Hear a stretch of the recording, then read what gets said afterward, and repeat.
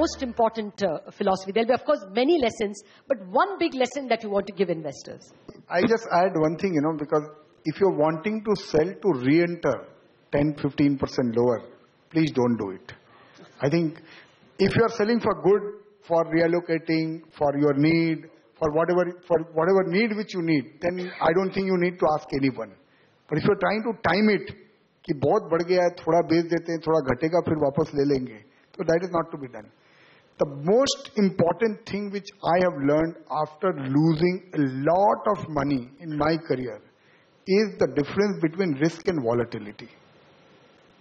Many often a time we confuse volatility with risk and risk with volatility. If you are an investor, volatility actually is an opportunity for you. If you can recognize this, that you are in this game. And what is the difference between risk and volatility? Volatility is what the market brings, and risk is what is inherently bad about the investment. Risk is what you do unknowingly, and you think you are doing it intelligently.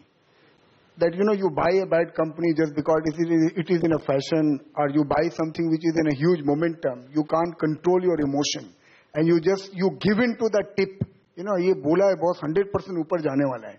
And without doing your homework, you said that, I have to buy this company.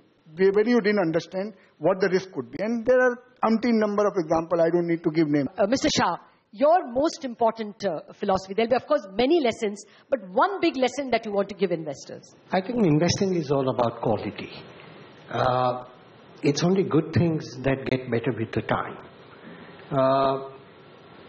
The mistaken belief that you can generate returns by owning something which is rubbish is an essentially very flawed idea.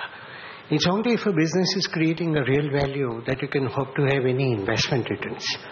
And if the business is not creating real economic value and yet you have investment returns, then you can be assured that those are ephemeral and you are soon going to be losing all of them. Equally, it is impossible that the business creates a lot of real economic value and somehow it doesn't get reflected in the investment returns of the price. Neither of them can happen. Eventually, the real economic value being created by a business has to reflect in the price, and there is no other way it does. It's only the question of how long it takes before it does so, and whether you have a mindset and a discipline to really align to that reality. Raamdeo, your most important lesson from the markets or on investing? So I think one of the things is don't focus on a stock, single stock.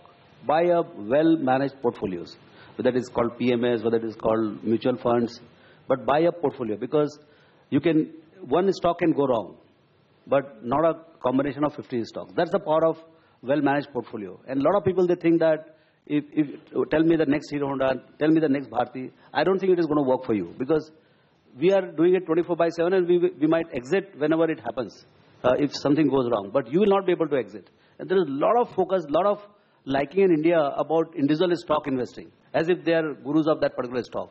So, I think one must move, become mature, and I think buying a chosen portfolio of a high quality stock is the way to go. And that almost guarantees a safe passage for the investor. That would be one. And second is that don't time the market. If you've decided to put 100 crores tomorrow, do it tomorrow 9:15 and be done with. Time in the market is more important than timing the market. So is there no concept called timing the market at all? We can qualify that. See, it's very simple. P multiple is a very simple, very effective tool. If you look at it, markets in aggregate.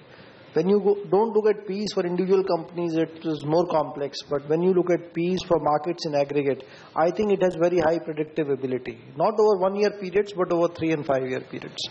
And I think time and again we have seen, and I think it should continue to happen in the future also, that the higher the P in the market at which you are investing, the longer should be your investment horizon.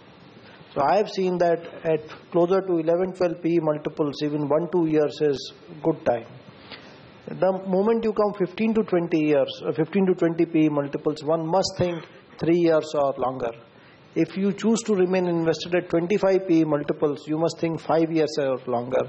If you choose to remain invested at 30 Ps or more, you must think 10 years or more. So I think higher the Ps, the more should be your tolerance for volatility and the longer should be your investment horizon. I don't think there is any one answer to this. Do you think we are in the start of something transformational? Does it feel like, say, 91, when the whole grammar of investment in India or the Indian economy itself changed? Does it feel like that? Do you still have a doubt? I think that you don't really need an expert to tell you that Mr. Modi's coming is transformational. Even my driver can tell. So I think there is absolutely no doubt, and there should not be absolutely any doubt in anyone's mind that this is the best thing which has happened to India in last 200 years. And I repeat, in the last 200 years, this is the best thing with this country has happened. And let me tell you, I believe there is a bigger reason, because we are all Indians are God-fearing people, and this country was really, really cornered just 6 months back. So maybe the prayers of 120 crore Indians have worked to produce this. So I would go to that extent of saying that. So I don't think there is any doubt in our mind.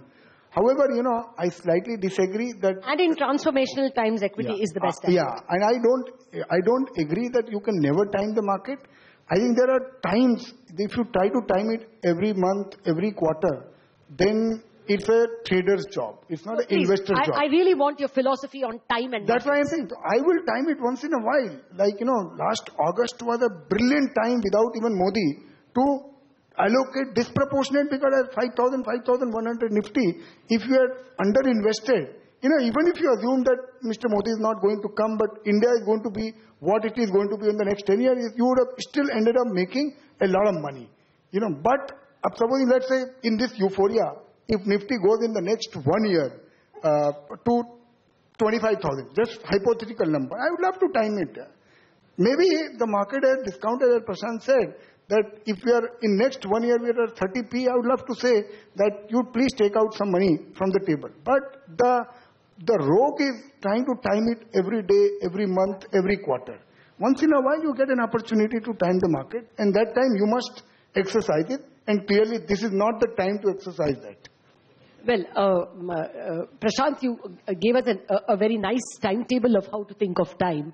But on this theme, that are we sitting on the cusp of something very big in terms of growth, in terms of equities, in terms of investment?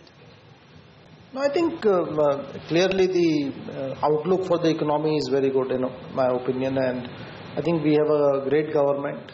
It's a very, there's a lot of capability, confidence, desire, and the power is also there to be able to do what you want to do. So I think we don't have any concerns on that front. India is one of the best demographic profiles in the world. And outside of Africa, we have the best demographics. So I think the underlying growth drivers in India have always been good. They are very good today. Indians are a very smart group of people. So the two IQ heavy industries, let's say like software and pharmaceuticals, Indian companies are close to the best in the world. So it's not just age, it's also smart people, capable people, and good government. So I think growth should be good.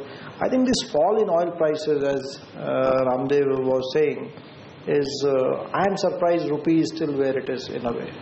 Yes, the dollar has appreciated, but if you adjust for the fall in oil prices, India is the largest net importer of oil across all emerging countries in the world. So we imported oil of 5% of GDP last year at $107. If you build in $70 or $80, current account should be in near balance. So I think even the external environment has become extremely benign for India. By 2020, India should be the world's 6th largest economy. And in my opinion, I am not a great economist, but my rough calculations suggest that in the next 2 to 3 years, our growth rate should cross China.